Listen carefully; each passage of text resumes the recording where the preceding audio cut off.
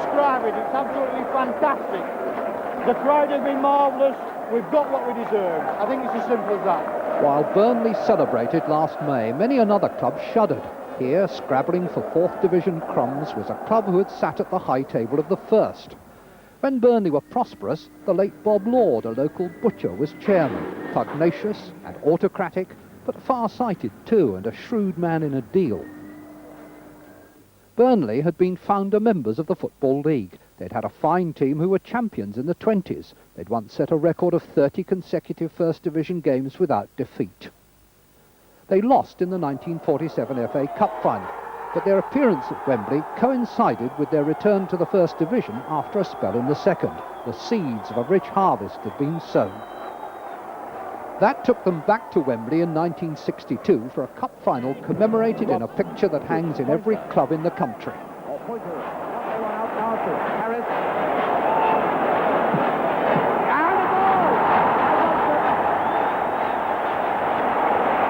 The scorer after 50 minutes.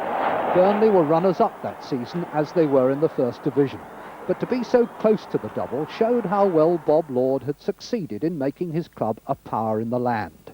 It was 2 seasons earlier that he sat with the championship trophy at his feet, lord of all he surveyed, respected, if not always loved, by the town and the team he put on the map. Jimmy McElroy starred in that team. Well, he was a domineering force at Turf Moor. I always got on well with him, even though at the end I blame him for me leaving Burnley.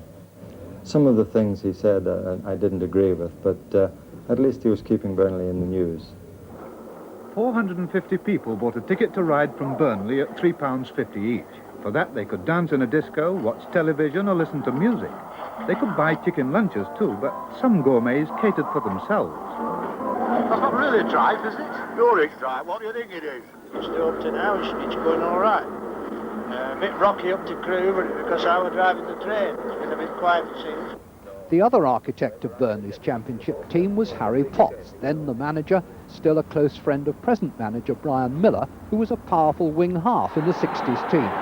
Kilroy to Miller. Miller on the edge of the penalty area. Tries a shot, and a great goal by Miller. It was a team that could get goals from a lot of positions. Top scorer that season was a clever little England international on the wing. The throw in there, flicked inside by Pointer. Pilkington onto it, hooks it hard back across the goal. It's Connelly. Can he get it in?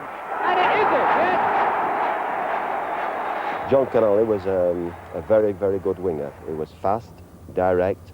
He could go down the wing, cross balls. He could go up to the full-back and cut inside and hit balls with his left foot. And, you know, that's how John got a lot of his goals, by cutting inside from a flank position and hitting the ball in the far corner with his left leg. He was a very, very good player and a very dangerous player, and he was a very big asset to the club. Ray Pointer, now a coach at Bury, was the centre forward, a brave, instinctive scorer who also played for England later on. And it's a chance, and it's a great goal. A great goal by Ray Pointer. He used to do a tremendous amount of work. You could put balls through any corner flag and they would have to chase them, harry the defenders, you know, just to give you a rest at his third during the game. I say when you play with players like Jimmy McElroy, you learn a lot right early. He talks to you, tells you what he wants, and you respond. And with the young lads we had at that time around him and around Jimmy Adamson and the older players, we just fit in as a team. McIlroy whipped out to Pilkington at centre, just nods it down there. And it's Pointer, a wonderful piece of anticipation by Pointer. A brilliant piece of anticipation, but a good piece of goalkeeping there by Greg, and it's a wonderful goal. Jimmy McElroy was the best player I have known at Burnley Football Club. He was a tremendous player. He used to be a very, very good dribbler, a very good passer of the ball, and as I said, I think he was the best player I have ever seen in a claret and blue shirt. Not least of Burnley's skills was to find promising youngsters and make them outstanding players. Harry Potts deserves a lot of the credit for that. I always used to say, players you never played before, play well. I think that got them in a good atmosphere.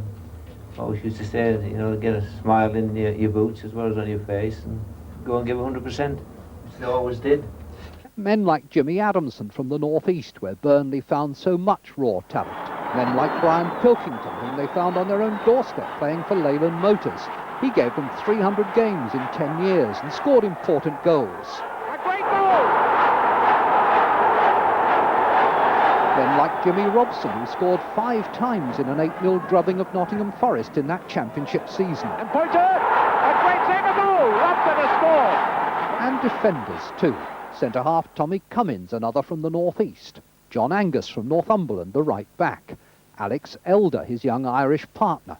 And in goal, Adam Blacklaw, a big, craggy Scot. When we used to go away overnight stays, I used to be Adam's roommate, and yes, he was very, very good, and I don't think many centre-forwards relish the fact of going in and challenging in the air. I think they come on second best every time, but he was a very, very good keeper.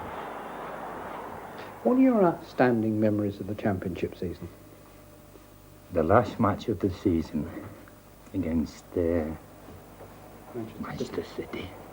It was absolutely brilliant. Atmosphere, crowd, and especially when we won. 65,000 were at Main Road on a Monday night for the only game left in the season. Manchester City in the days of Law and Troutman were hard to beat. But Trevor Meredith, recently promoted from Burnley's reserves, scored the winning goal. Burnley, who had not led the table all season, had made an impeccably timed late run to steal the championship. The team that Bob Lord dreamed of and Harry Potts built and Jimmy McIlroy inspired went back from Main Road, up the valley and over the hill to meet their people. On the Main Road from Manchester, we have the town hall, and the team got back to Burnley, and they were besieged. They had to appear on the balcony. Of course, there were the thousands cheering and shouting, and I don't think there was much sleep in Burnley that night. You know, this is a small town, and if nothing else, it's given people, 25 years of talking about it. Looking back and not actually the champion, it was fantastic. It was a hell of a brilliant feeling when we won the actual league, and to be champions of England.